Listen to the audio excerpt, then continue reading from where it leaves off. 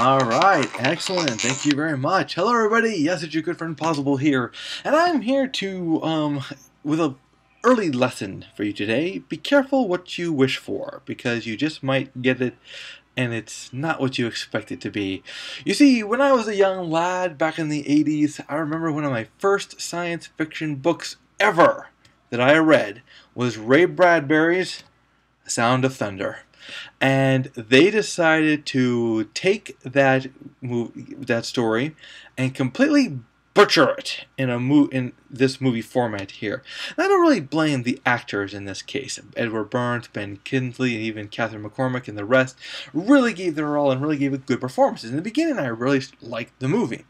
The real problem I have with this movie ultimately is that it's a theater release with awful special effects that might as well have been in a DVD release or worse, made for television special effects, okay? And the story just fell apart. I mean, it was longer, it was more complicated than it really should have been. It was too predictable, and they butchered the original story.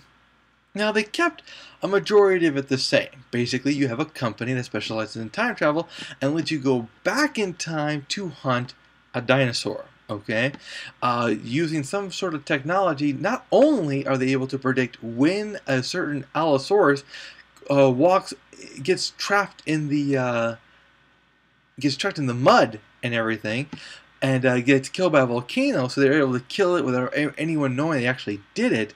But apparently, they're able to go back to the same event over and over and over again. Don't ask. I don't understand that part either. That's one thing about time travel. There's always this element of time travel that makes you go, huh? Did that really happen that way? But it's time travel, so we're a little bit more forgiving. The one thing I have to admit that I didn't like about this movie is the idea, and I'm going to spoil the ending here, so if you plan on seeing it, which I don't suggest, I don't think you should see it.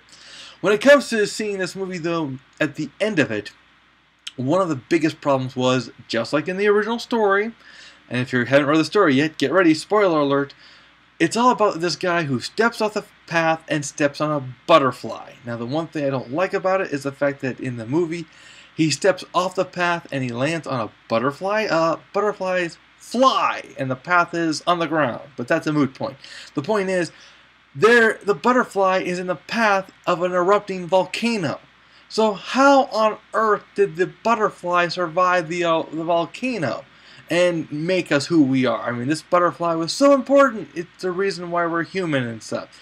That was, as you can tell, this was a very old science fiction movie. Time travel was seen differently back then.